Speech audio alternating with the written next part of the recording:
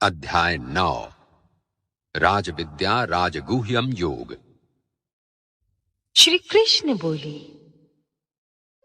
तुझ दोष दृष्टि रहित भक्त के लिए इस परम गोपनीय विज्ञान सहित ज्ञान को पुनः भली भांति कहूंगा, जिसको जानकर तू दुख रूप संसार से मुक्त हो जाएगा।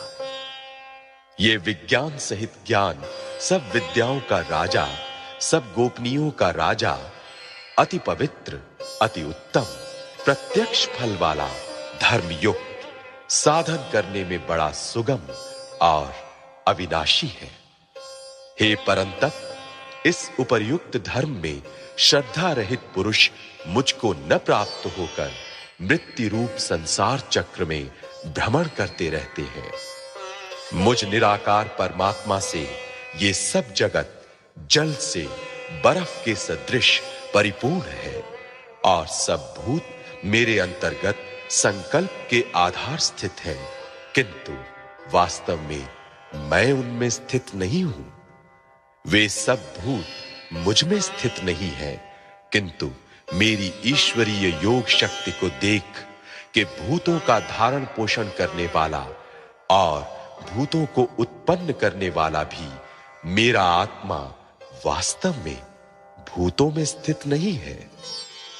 जैसे आकाश से उत्पन्न सर्वत्र विचरने वाला महान वायु सदा आकाश में ही स्थित है, वैसे ही मेरे संकल्प द्वारा उत्पन्न होने से संपूर्ण भूत मुझ में स्थित है, ऐसा जान।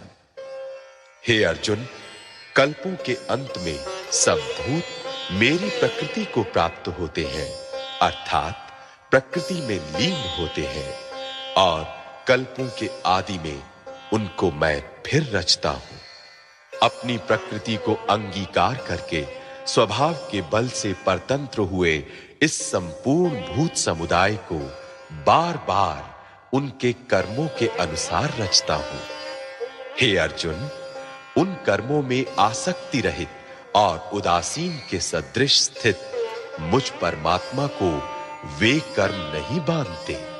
हे अर्जुन, मुझ अधिष्ठाता के सकाश से प्रकृति चराचर सहित सर्व जगत को रचती है, और इस हेतु से ही ये संसार चक्र घूम रहा है।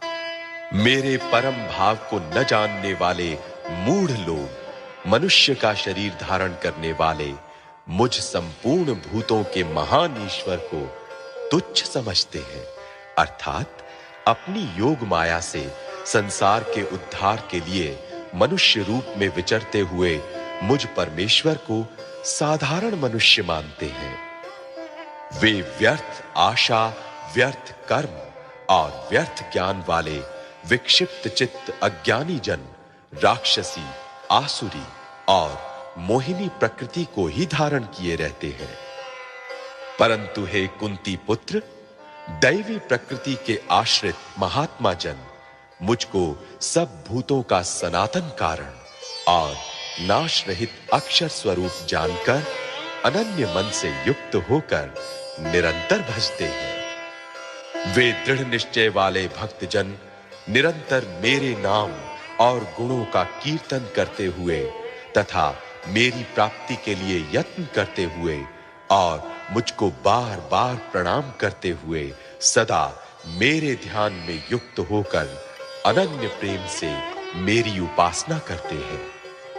दूसरे ज्ञान योगी मुझ निर्गुण निराकार ब्रह्म का ज्ञान यज्ञ के द्वारा अभिन्न भाव से पूजन करते हुए भी मेरी उपासना करते हैं, और दूसरे मनुष्य बहुत प्रकार से स्थित मुझ विराट स्वरूप परमेश्वर की पृथक भाव से उपासना करते हैं। क्रतु मैं हूं, यज्ञ मैं हूं, स्वधा मैं हूं, औषधि मैं हूं, मंत्र मैं हूं, घृत मैं हूं, अग्नि मैं हूं, और हवन रूप क्रिया भी मैं ही हूं।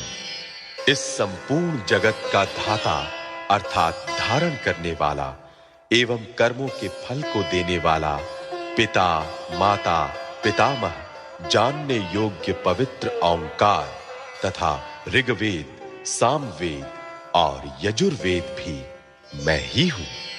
प्राप्त होने योग्य परम धाम, भरण पोषण करने वाला, सबका स्वामी, शुभाशुभ का देखने वाला, सबका वासस्थान, शरण लेने योग्य, प्रत्युपकार न चाहकर हित करने वाला, सबकी उत्पत्ति प्रलय का हेतु, स्थिति का आधार, निधान और अविनाशी कारण भी मैं ही हूं। मैं ही सूर्य रूप से तपता हूं, वर्षा का आकर्षण करता हूं और उसे बरसाता हूं। हे अर्जुन, मैं ही अमृत और मृत्यु हूं और सत असत भी मैं ही हूं। तीनों वेदों में विधान किए हुए सकाम कर्मों को करने वाले, सोम रस को पीने वाले, पाप रहित पुरुष मुझको यज्ञों के द्वारा पूजकर स्वर्ग की प्राप्ति चाहते हैं। वे पुरुष अपने पुण्यों के फल रूप स्वर्ग लोक को प्राप्त होकर स्वर्ग में दिव्य देवताओं के भोगों को भोगते हैं। वे उस विशाल स्वर्ग लोक को भोगकर पुण्य क्षीण होने पर मृत्यु लोक को प्राप्त होते हैं। इस प्रकार स्वर्ग के साधन रूप तीनों वेदों में कहे हुए सकाम कर्म का आश्रय लेने वाले और भोगों की कामना वाले पुरुष बार-बार आवागमन को प्राप्त होते हैं, अर्थात पुण्य के प्रभाव से स्वर्ग में जाते हैं और पुण्य क्षीण होने पर मृत्यु लोक में आते हैं। जो अनन्य प्रेमी भक्तजन मुझ परमेश्वर को निरंतर चिंतन करते हुए निष्काम भाव से भजते हैं, उन नित्य निरंतर मेरा चिंतन करने वाले पुरुषों का योगक्षेम मैं स्वयं प्राप्त कर देता हूं। हे अर्जुन, यद्यपि श्रद्धा से युक्त जो सकाम भक्त दूसरे देवताओं को पूजते हैं, वे भी मुझको ही पूजते हैं, किंतु उनका वो पूजन अविधि पूर्वक अर्थात अज्ञान पूर्वक है, क्योंकि संपूर्ण यज्ञों का भोक्ता और स्वामी भी मैं ही हूं, परंतु वे मुझ परमेश्वर को तत्व से नहीं जानते, इसी से गिरते हैं अर्थात पुनर्जन्म को प्राप्त होते हैं। देवताओं को पूजने वाले देवताओं को प्राप्त होते हैं, पितरों को पूजने वाले पितरों को प्राप्त होते हैं, भूतों को पूजने वाले भूतों को प्राप्त होते हैं और मेरा पूजन करने वाले भक्त मुझको ही प्राप्त होते हैं। इसलिए मेरे भक्तों का पुनर्जन्म नहीं होता। जो कोई भक्त मेरे लिए प्रेम से पत्र, पुष्प, फल, जल आदि अर्पण करता है, उस शुद्ध बुद्धि निष्काम प्रेमी भक्त का प्रेम पूर्वक अर्पण किया हुआ वह पत्र पुष्प आदि मैं सगुण रूप से प्रकट होकर प्रीति सहित खाता हूं। हे अर्जुन, तू जो कर्म करता है, जो खाता है, जो हवन करता है, जो दान देता है और जो तप करता है, वो सब मेरे अर्पण कर। इस प्रकार जिसमें समस्त कर्म मुझ भगवान के अर्पण होते हैं, ऐसे संन्यास योग से युक्त चित्त वाला तू शुभाशुभ फल रूप कर्म बंधन से मुक्त हो जाएगा और उनसे मुक्त होकर मुझको ही प्राप्त होगा। मैं सब भूतों में समभाव से व्यापक हूं, न कोई मेरा अप्रिय है और न प्रिय है, परंतु जो भक्त मुझको प्रेम से भजते हैं, वे मुझ में हैं और मैं भी उनमें प्रत्यक्ष प्रकट हूं।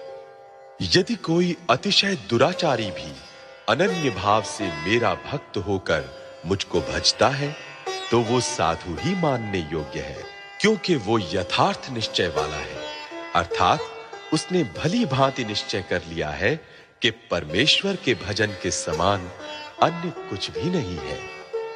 वो शीघ्र ही धर्मात्मा हो जाता है और सदा रहने वाली परम शांति को प्राप्त होता है।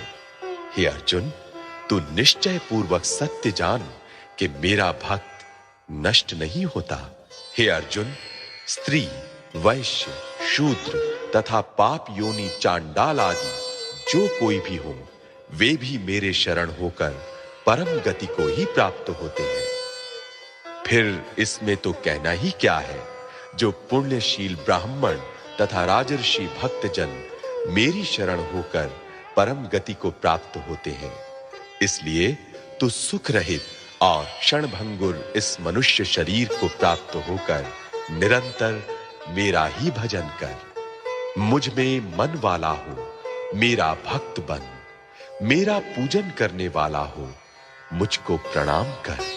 इस प्रकार आत्मा को मुझ में नियुक्त करके मेरे परायण होकर तू मुझको ही प्राप्त हो।